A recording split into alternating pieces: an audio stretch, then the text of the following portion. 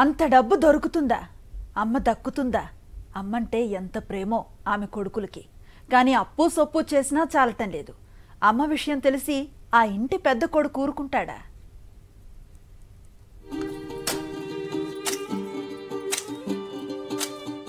మీరు చూస్తున్న ఈమె పేరు కోమటి మంగమ్మ.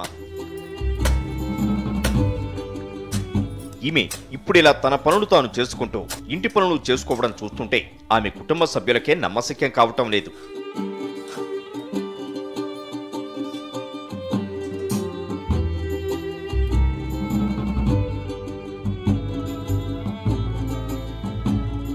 నాకు గీత కార్మికుడిని అండి. నేను గౌడ సంఘం అండి మాది. గీత కార్మికుడికి మాకు 5-6 సంవత్సరాల నుంచి నాకు పెన్షన్ వస్తుందండి. ఇప్పుడు ఈ మధ్య కాలంలో ఒక 4 నెలల నుంచి 3 నెలల నుంచో మా మిస్సెస్ కూడా ఈ సర్జరీ వల్ల 5,000 పెన్షన్ రప్పించారండి సీఎం గారు. వారికి నాకు నమస్కారం అండి. సీఎం గారి పరిపాలన ఇది బాగుందండి. పేద ప్రజలకి కొంచెం కిడ్నీలు ప్రాబ్లం వచ్చినా ఇంకో ప్రాబ్లం వచ్చినా అన్నిటికీ బాగా చేస్తున్నారండి. మళ్ళీ ఆయనే రావాలని కోరుకుంటున్నామండి. 2 ఏళ్లుగా కాలీయ వ్యాధితో బాధపడుతున్న మంగమ్మ కదలలేని స్థితి నుంచి నేడు ఆరోగ్యవంతంగా తాను మారానంటే అదంతా ఆ మంచి మనిషి దయతోనని చెబుతోంది. 2 సంవత్సరాలు చాలా నీరసమైపోయాను. చాలా ఇబ్బంది పడ్డాను. నేను ఇబ్బంది పడటంలో మా అబ్బాయిలు చాలా హాస్పిటల్ గట్రా తిప్పారు. చాలా హాస్పిటల్ తిప్పినా సరే నాకు బాగా అవ్వలేదు. తర్వాత హైదరాబాద్ తీసుకెళ్ళారు. అక్కడ ఆపరేషన్ చేయించాలన్నారంట. సర్జరీ చేయాలన్నారంట. సర్జరీ చేయాలంటే మా అబ్బాయిల దగ్గర డబ్బులు లేక చాలా ఇబ్బంది పడ్డారా.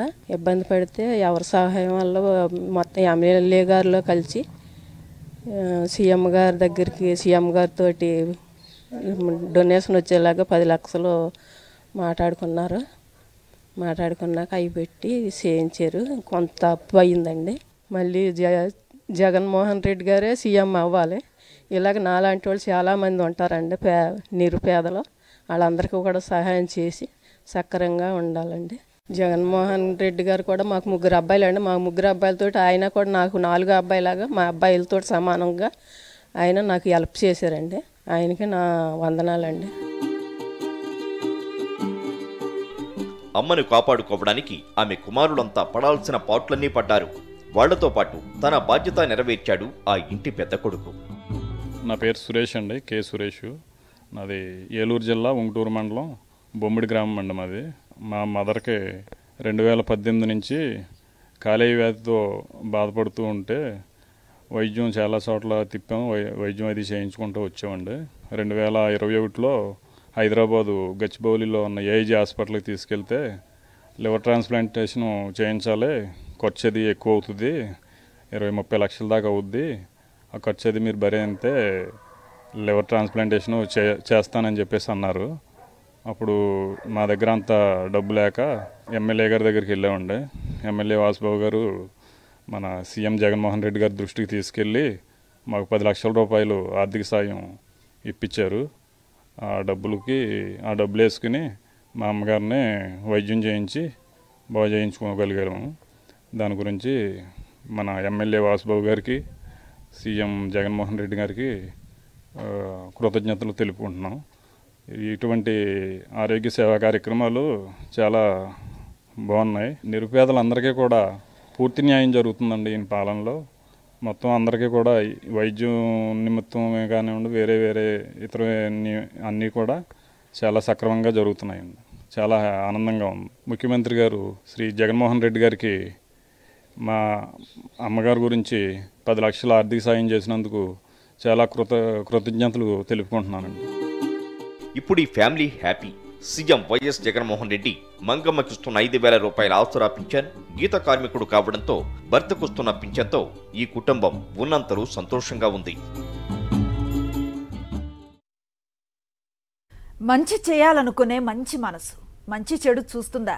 సాయం చేయటానికి మనవాళ్ళ కాదా అని ఆలోచిస్తుందా? తన పరా తేడా లేకుండా అందరినీ ఆదుకునే ఆ చిరునవ్వులు అంతవరకు ఉన్న ఉద్రేకాలను ఉద్విగ్నంగా మార్చేస్తాయి. పరాయోళ్ళు తన వాళ్ళైపోతారు. గెలుపంటే అదే కదా. గెలవటం అంటే ఇలానే కదా. అంతకుముందు నేను టీడీపీ అండి. ఇప్పుడు మటుకు జగన్ గారికి చేస్తానండి.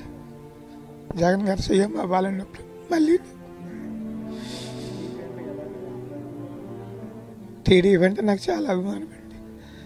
కానీ ఇప్పుడు ఆ అభిమానం లేదండి. నాకు జగన్మోహన్ రెడ్డి గారు అంటే అభిమానం. నా కుటుంబం అంతా జగన్ గారికి రుణపడి ఉంటాను. నాకు మేలు చేశారండి. నాకు పార్టీ కాకపోయినా నాకు అవసరానికి ఆదుకున్నది జగన్మోహన్ రెడ్డి గారు. దానివల్లే నేను ఇవాళ జగన్మోహన్ రెడ్డి గారికి ఓటు వేయాలని కూడా అనుకుంటున్నానండి. పార్టీ పరంగా అయితే నాకు చేయకూడదండి. అయినా పార్టీ కాకపోయినా నాకు చేశారు కాబట్టి నాకు చాలా అభిమానంగా ఉందండి. ఆగిపోక తప్పదన్నట్టుగా ఉన్న ఆ గుండె నిబ్బరంగా నిలదొక్కుంది. ఆ కుటుంబ చిత్రంలో తన రూపాన్ని పదిలపరుచుకుంది. ఆ గుండె చేస్తున్న చప్పుడు, నిండు హృదయపు స్పందన ఇప్పుడు ఎలా ఉన్నాయి? నా పేరు ఎలిపేశ్వరీనండి. మాది బొమ్మిడి గ్రామం అండి. నేను జగన్మోహన్ రెడ్డి గారి వల్ల బ్రతికానండి. నాకు 4,50,000 ఇచ్చారండి ఆయన వల్లే నేను ఇవాళ జీవిస్తున్నానండి. మొన్న ఆరోగ్యశ్రీలో మళ్ళీ 50,000 ఇచ్చారండి. ఆయన రుణం తీర్చుకుంటానండి ఈ సంవత్సరం. నాకు 4 హోల్స్ పోనీ అంటండి. దానివల్ల డాక్టర్ గారు తీసుకెళ్ళిపోమన్నారండి. 2-3 హాస్పిటల్ తిప్పారు. తిప్పితే ఏలూరులో మా ఊర్లో ఉప సర్పంచ్ గారు, ఎక్స్ సర్పంచ్ గారికి మేడవరపు కిరణ్ కుమార్ గారు తీసుకొచ్చండి. మా అబ్బాయిని తీసుకెళ్ళి ఎంపీ గారి దగ్గర తీసుకెళ్ళి ఎంపీ గారి ద్వారాగా 4,50,000 జగన్ గారితో రప్పించండి, జగన్మోహన్ రెడ్డి గారితో నాకు ఈ మిషన్ వేసారండి. దానివల్ల ఇప్పుడు నేను జీవిస్తున్నానండి మిషన్ ద్వారాగా. నేను టీడీపీ కార్యకర్త అంటే అండి, మా గ్రామంలో నా ఇంటి ముందు ఎగిరేదండి ముందు టీడీపీ జెండా. కానీ ఇప్పుడు వైఎస్ఆర్ జెండా పెట్టుకుంటారండి. అదిగోండి నాకు జగన్మోహన్ రెడ్డి గారు ఫోటో పెట్టుకున్నాను. అదిగోండి ఇంతకుముందు అది ఉండేది కదండి. ఈసారి ఇప్పుడే పెట్టుకున్నాను నేను. ఇది మట్టికి హృదయపూర్వకంగా చెప్తున్నాను. మీ దగ్గర మాట చెప్పి ఇంకోళ్ళకి ఇంకో మాట చెప్పనండి. నేను టీడీపీ జెండా కట్టడం అంటే ఎలాగనుకుంటున్నారా? అందరికంటే పెద్ద జెండా కట్టివ్వండి, కనపడాలని. ఇప్పుడు జగన్మోహన్ రెడ్డి గారు జెండా కడతానండి. మేలు న్యాయం చేశారు. నాకు మేలు జరిగింది, న్యాయం జరిగింది. అలాగని ఇప్పుడు పార్టీ తరఫున తిరుగుతానండి. పార్టీకి ఓటేయటం నేను కాదండి, 10 మందితో ఏంటాను. దక్కడనుకున్న శ్రీను దక్కాడు. కొడుకు కుటుంబం కుదురుకుంది. కన్న కొడుకు చేతుల్లోనే కడతేరాలని కోరుకునే అందరూ తల్లుల్లాంటి ఆ తల్లికి అంతకన్నా కావాల్సింది ఇంకేముంటుంది? హాస్పిటల్లోకి నేను అంత వెళ్ళేదాన్ని కాదు కానీ ఇక్కడ చెప్పుకుంటాం. మా ఇంటికాడ మాటలు మాత్రం ఏమో ఎలా ఉంటాడో సీను తేలవదాం, శవాన్ని తీసుకుపోమంటున్నారని ఒకడు, వచ్చేస్తున్నారని ఒకడు, అలా చెప్పుదాం జరిగేదండి బాబు. అంతకన్నా నేను హాస్పిటల్లోకి వెళ్ళి బాధపడతాను, నాకు తెలవదండి. ఈ అబ్బాయి తల్లిదండ్రులు భార్య బిడ్డలో కలిశారండి. వాస్తవమైన మాట అండి ఇది. అసలు వస్తాడో మళ్ళీ మాలో కలుతాడు అన్నమాట అనుకోలేదండి. బయటోడు కూడా అలాగే చెప్పుకుని మాకు వినపడకోకుండా కొన్ని వినపడి కొన్ని అలా చెప్పుకునేవారండి. మాకు జగన్మోహన్ రెడ్డి గారి ద్వారా తల్లిదండ్రులు భార్య బిడ్డలు అందరూ కూటంగా ఉన్నామండి.